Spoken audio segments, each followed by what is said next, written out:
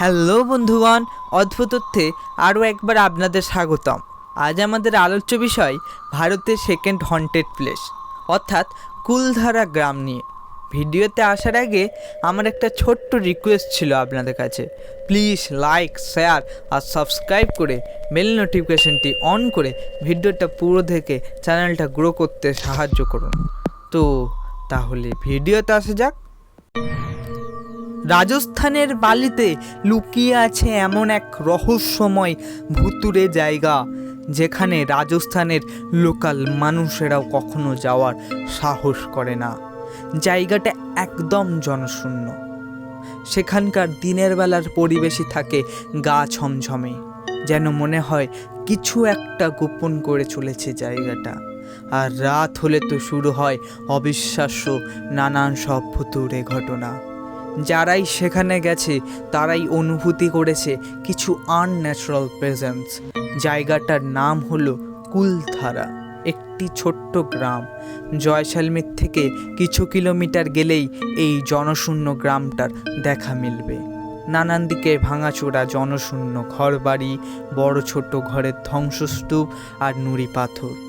সেখানকার হাওয়াতেই লুকিয়ে আছে এক ভয়ঙ্কর নিস্তব্ধতা। তো গল্পটা শুরু হয় 1800 শতাব্দীর কাছাকাছি সময়। তখন গ্রামটি ছিল মানুষে ভরপুর। মনে করা হয় তখন এই গ্রামে পালিওয়াল ব্রাহ্মণদের 85টি পরিবার বসবাস করত। গ্রাম ছিল সমৃদ্ধ, শস্য আনাজ সব কিছুই ছিল। প্রপার ওয়াটার সিস্টেমও ছিল। কারোর কোনো অসুবিধা ছিল না, কারোর কোনো অভাব ছিল না। মনে করা হয় ওই সময়ের এটি একটু স্মার্ট ভিলেজ ছিল। কিন্তু একদিন এক অদ্ভুত ঘটনা ঘটে। একদিন আসলো এক জয়সালমীরের দিওয়ান, যার নাম ছিল শালিম সিং। শালিম সিং ছিল একজন লোভী, অত্যাচারী, করাপ্ট শাসক। আর ওর নজর গিয়ে পড়ল একটা সুন্দরী মেয়ের উপর, যে কিনা ছিল পালিওয়াল ব্রাহ্মণদের প্রধানের মেয়ে। ওই মেয়েটিকে দেখে শালিম সিং বলল, হয় তোমার মেয়ের সাথে আমার বিয়ে দিয়ে দাও, আর নয়তো আমি ওকে ফোর্সফুলি আমার সাথে নিয়ে যাব। এইটা শুনতেই পুরো গ্রাম রেগে গেল শালিমের উপর। কিন্তু শালিম সিংয়ের এগেনস্টে দাঁড়ানো অসম্ভব ছিল। তাই ওই গ্রামের সবাই মিলে একটা পরিকল্পনা আনলো শালিমের অত্যাচার থেকে বাঁচতে। তারা ঠিক করলো রাত্রির বেলা বিনা আওয়াজে তাদের সম্মান ও মেয়েটির মর্যাদা রক্ষার জন্য গ্রাম ছেড়ে অন্যত্র চলে যাবে। তো তাই হলো। রাতারাতি 85টি পরিবার তাদের ঘর, তাদের গ্রাম পরিত্যাগ করে চলে গেল। এছাড়া এটাও প্রচলিত আছে যে ওখানকার অনেক লোকালরা বলে থাকে ওই রাতে শুধু কুলধরা গ্রাম নয়, এছাড়াও আশেপাশের বাকি সব গ্রামও নিজেদের ঘরবাড়ি ও গ্রাম পরিত্যাগ করে চলে যায়। তবে চলে যাওয়ার সময় ওই কুলধরা গ্রামের লোকেরা একটা অভিশাপ দিয়েছিল যে কোনো মানুষ আবার এখানে থাকতে বা বসবাস করতে পারবে না। পরের দিন তাদের চলে যাওয়ার একটা পায়ের ছাপও অবধি পাওয়া যায়নি। যেন কোনো এক অদৃশ্য বলে পুরো কুলধরা গ্রামের মানুষ ভ্যানিশ হয়ে গেছে। আর আজ 200 বছর হয়ে গেছে, আমরা উন্নতির এত শিখরে পৌঁছে গেছি, কিন্তু ওই কুলধারাতে আজও কোনো মানুষ বেশিক্ষণ থাকতে পারে না।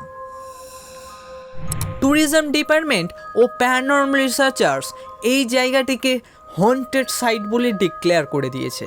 প্যারানর্মাল রিসার্চার্স এইসব জায়গায় গিয়ে আনএক্সপ্লেইনড প্যারানর্মাল অ্যাক্টিভিটি রেকর্ড করে, যেমন কোনো বাচ্চার কান্না, ঘোমটা দেওয়া কোনো মহিলা, ছায়া, অস্পষ্ট শব্দ, ঘন্টার আওয়াজ, এছাড়াও বিনা ওয়ার্নিংয়ে টেম্পারেচার ড্রপস ইত্যাদি আরও না জানি কত সব ভুতুড়ে কাণ্ড। কিন্তু এগুলি কি শুধুই কোনো সাইকোলজিক্যাল ইলিউশন, নাকি সত্যিই কোনো ভুতুড়ে কাণ্ড? এবার এখানে আসে একটা টুইস্ট। অনেক হিস্টোরিয়ানরা মনে করে জলের অভাব ও হেভি ট্যাক্সেসের জন্য এই গ্রামের লোকেরা গ্রাম ছেড়ে অন্যত্র চলে গেছে। কারণ রাজস্থানের ড্রট একটা কমন ব্যাপার ছিল। রাজস্থানে প্রায় সময় দেখা দিত হেভি ট্যাক্সের জন্য লোক নিজের ঘর ছেড়ে অন্যত্র চলে যেত। তো গ্রাম ছেড়ে অন্যত্র চলে যাওয়ার আগের গল্পটা কি শুধুই এটি মিথ ছিল? আর শুধুমাত্র অন্যত্র চলে যাওয়ার স্টোরিটাকে জাস্টিফাই করার জন্যই কি এই গল্পটা বানানো হয়েছিল? আর যদি গল্পটা সত্যিই মিথ হতো, তবে আশেপাশের গ্রামের বা এলাকার আর কোনো মানুষ এখানে এসে থাকতে পারেনি কেন? তাছাড়া গভর্নমেন্ট অনেকবার এই জায়গাটিকে রিস্টোর করার চেষ্টা করেছে, কিন্তু যতবার চেষ্টা করা হয়েছে ততবার কোনো না কোনো গণ্ডগোল হয়েছে। কখনো হঠাৎ কাজের মেশিন খারাপ হয়ে গেছে, কখনো শ্রমিকরা অসুস্থ হয়ে পড়েছে আর কাজ বন্ধই হয়ে গেছে। এবার এটা কোইন্সিডেন্স নাকি সত্যিই অভিশাপের জন্যই রিস্টোর করা প্রক্রিয়া বন্ধ হয়েছে, তা ওপরওয়ালাই ভালো জানে। বর্তমান সময়ে প্রচুর মানুষ কুলধারাতে ঘুরতে যায়, ফটো তোলে, সেখানকার গল্প শোনে, অনেক সময় বিভিন্ন প্যারানর্মাল সিচুয়েশনের সাক্ষী পর্যন্ত হয়। কিন্তু সূর্য যখন দিনের শেষে ডুবে যায় আর রাত হয়, তখন কুলধারা আবার হয়ে পড়ে এক অভিশপ্ত জায়গা। ও ঘুরতে আসা ট্যুরিস্টরা যত তাড়াতাড়ি সম্ভব চলে যায় জায়গাটিকে ছেড়ে। কিছু লোক মনে করে এটি একটি হন্টেড কার স্টোরি, আবার কিছু লোক মনে করে এখানে অন্য কিছু হয়েছিল যা আনসলভড রয়ে গেছে ও আজও মিস্ট্রি হয়ে আছে, যা আজ পর্যন্ত আমরা বুঝতে পারিনি। কিন্তু এখানে আসা প্রত্যেকটা ব্যক্তি মনে করে এখানে কিছু তো একটা এমন আছে যা সিম্পল নয়। আপনি কখনো যেতে চাইবেন এই কুলধারাতে? বা আপনাদের কেউ এই কুলধারাতে গিয়ে কিছু অনুভব করেছেন? কিছু অনুভব করে থাকলে বা কুলধারাতে গিয়ে থাকলে আপনার এক্সপিরিয়েন্স সম্পর্কে কমেন্ট করে অবশ্যই জানাবেন। তো বন্ধুরা, আজকের জন্য এতটুকুই। আর একদিন আর একটা নতুন ভিডিওর সাথে আমি হাজির হব আপনাদের সামনে।